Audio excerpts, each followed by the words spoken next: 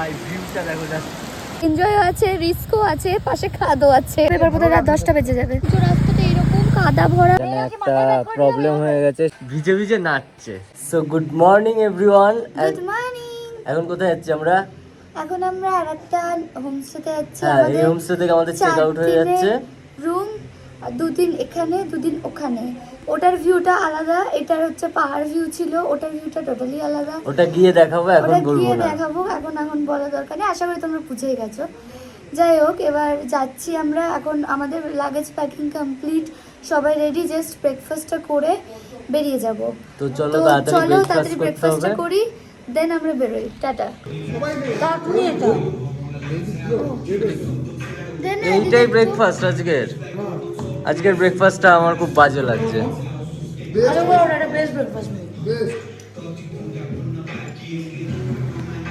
চাটনি, আলা পরোটা।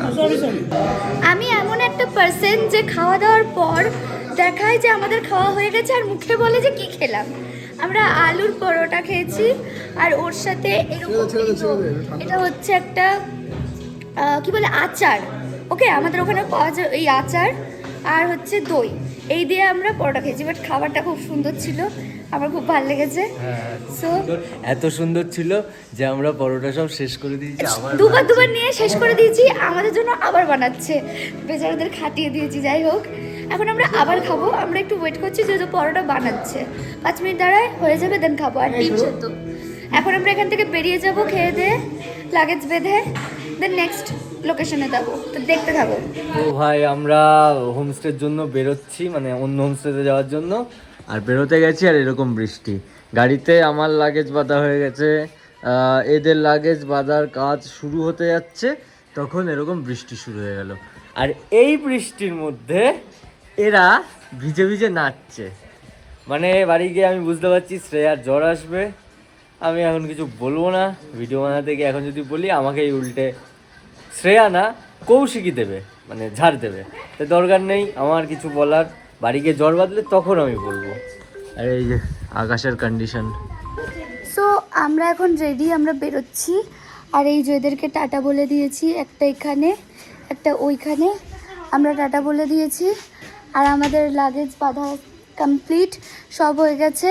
এখন আমরা বেরোচ্ছি, বেরিয়ে নেক্সট হোমস্টের জন্য যাচ্ছি। এবার মাঝে মধ্যে বৃষ্টি হচ্ছে, কি হবে রাস্তায় জানি না। কেউ রেনকোট পরিনি, নিয়ে তো নিয়েছি, দেখা যাক। আস্তে আস্তে ঘোরাবি, সেদিনকার মতো পেট্রোল পাম্পের মতো পড়ে আস না। না পেট্রোল পাম্প না, সরি, ওই যে ওই কি বলে ওই ভিউ পয়েন্টটাই, ওখানে প্লিজ যেন সেদিনকার মতো আর পড়ে আস না। সেদিনকে একেবারে উল্টে যাচ্ছিল। রেডি? উঠবো আমি? ওকে।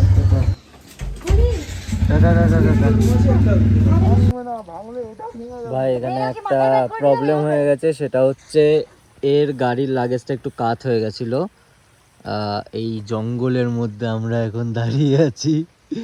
কেমন বাড়িঘর আছে বাট অল্প। হ্যাঁ, খুবই অল্প বাড়িঘর। আর আমরা একটু আগে আমরা যেখান দিয়ে আসছিলাম সেই জায়গাটা দেখাতে পারিনি, গাড়ি চালাচ্ছিলাম, পকেটে ফোন ছিল। সেই জায়গাটা খুবই অন্ধকার। আর আমি ভেবেছি এর পরের বার আসলে আমি অবশ্যই গোপ্রো নিয়ে আসবো, যাতে তোমাদের সাথে সব শেয়ার করতে পারি। আপাতত আমাদের এখনো অনেকটা যেতে হবে। তো লাগেজ যেখানে কাত হয়ে গেছিলো, আমরা এটা পেছন থেকে দেখতে পেয়েছি, দিয়ে ওদের ইনফর্ম করলাম। ওরা এখন দাঁড়িয়ে লাগেজ বাঁধছে। এটা হচ্ছে এখন রাস্তা, এই রাস্তাটা দিয়ে আমরা এখন আসলাম। এখন আমরা যাচ্ছি এই দিকে। কেমন? এখন আমরা দাঁড়িয়ে আছি। দাঁড়ানোর কারণ হচ্ছে যেটা বললাম, যে স্বরূপদার গাড়ির চ্যাসিসটা ভেঙে গেছে হঠাৎ করে। নাটের প্যাচ ভেঙে গেছে, ওই শাটেল স্টে বলছে, টপ র্যাকের যে নাটের প্যাচ ভেঙে গেছে। Top rack. আরে শাটেল স্টেই বলে, ও ভুল বলেছে। যাই হোক, আরে শাটেল স্টেটাকে আমি শাটেল স্টে বলেছি। যাই হোক, এই টপ র্যাকের নাটের প্যাচটা কেটে গেছে। হ্যাঁ, তো ওইটার জন্য এখন দাঁড়ালাম এখানে। দেন এটা ঠিক করা হচ্ছে নাটটা। কি বলছিস? একটা মেয়ে লাদাখ গেছিল, বাইকের টপ র্যাক ভেঙে টপ বক্স সমেত পড়ে গেছে। তোদের টপ বক্স না, টপ বক্সে কত ওয়েট হয় জানিস? তোদেরটা থোড়ি না টপ বক্স। যাই হোক, এখন হচ্ছে এটাকে ঠিক করা হচ্ছে। আমাদের যাতায়াতের রাস্তা হচ্ছে যেখানে আমরা যাচ্ছি 3 ঘন্টা, পাহাড়ি রাস্তা। আর আমরা আরে পাহাড়ি রাস্তা তো ভুলভাল বলছিস না, পাহাড়ি রাস্তা বলে 3 ঘন্টা। এমনি 3 ঘন্টা লাগবে। আর তাছাড়া আমরা যেহেতু পাহাড়ি রাস্তায় সবসময় চালাই না, এই কারণে আর একটু বাড়িয়ে ধরেছি, তো আমরা 6 ঘন্টা ধরেছি। তার মধ্যে এখানে দাঁড়াতে হয়েছে, তাহলে আর একটু বেশি লাগবে। দেখা যাক কী হয়। আমরা এখানে এখন দাঁড়িয়েছি, কারণটা হচ্ছে ফার্স্ট অফ অল আমরা যেখানে যাচ্ছি সেখানে যাওয়ার সময় মানে ঢালু রাস্তা, তো আস্তে আস্তে আসতে হয়। ওদেরকে আমরা দেখতে পাচ্ছিলাম। তারপরে আমরা যখন একটা পাস করি, ওরা পাস করে যায়, একটা গাড়ি রাস্তার মধ্যে সারাচ্ছে 4 চাকা, তার পাশে আর একটা 4 চাকা গিয়ে জ্যাম বেঁধে গেছিলো। দেন আমরা ওখানে দাঁড়াই 2 মিনিট, ওটা কাটাতে টাইম লাগে। কাটিয়ে তারপরে আমরা আসি, এসে দেখে ওদেরকে আর দেখতে পাচ্ছি না। ওরা তারপর এখানে দাঁড়িয়েছে এই মন্দিরটার সামনে, মন্দিরটা খুব সুন্দর, বাপ্পার মন্দির। সো এখানে দাঁড়িয়েছে ওরা, আমরা দাঁড়িয়ে কল করেছি, দিয়ে বললো আসতে গিয়ে দেখি এখানে আমাদের গাড়িতে ইঞ্জিনের সাইন দিয়ে দিয়েছে। এখন ওভারহিট হয়ে গেছে, বাট এত তাড়াতাড়ি কিন্তু ওভারহিট হয় না গাড়ি। তো দেখা যাক কী হয়, পুলিদা দেখছে কি হবে জানি না, বুঝতে পারছি না, মাথা খারাপ হয়ে যাচ্ছে।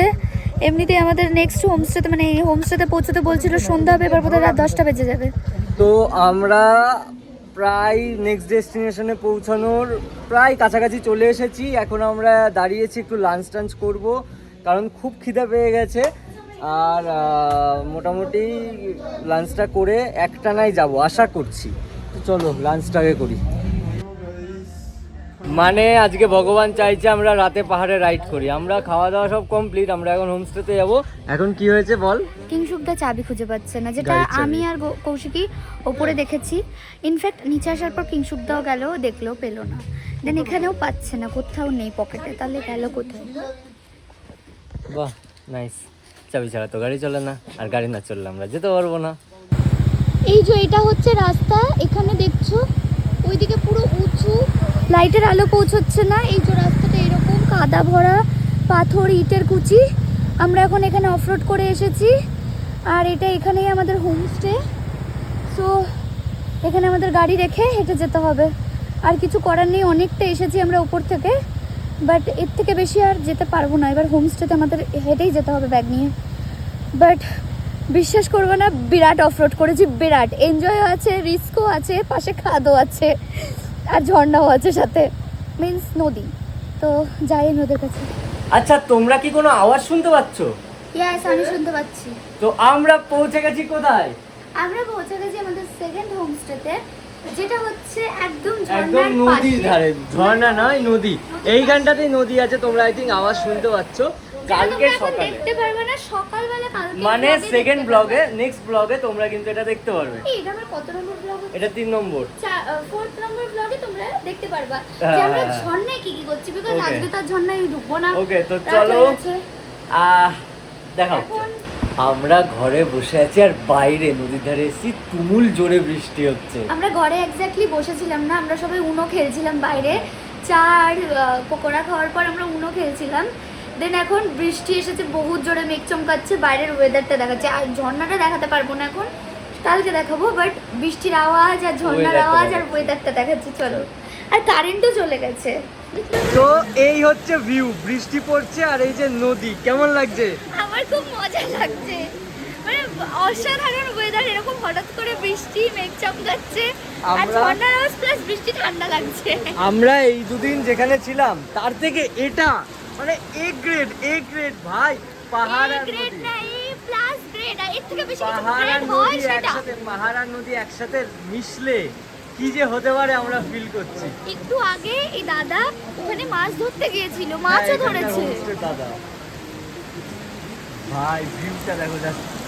মানে কালকে সকাল হলে কি সুন্দর লাগবে, বুঝতে পারছি। আমরা ওই পাহাড় এখন কিছু বুঝতে পারছি না। হ্যাঁ, ওই ভাই ফ্ল্যাশটা হলো, হ্যাঁ। চমকালো, হেভি লাগলো, পুরো বোঝা গেল এরকম এরকম পাহাড়, পুরো খুব সুন্দর লেগেছে। লাগা Cheers!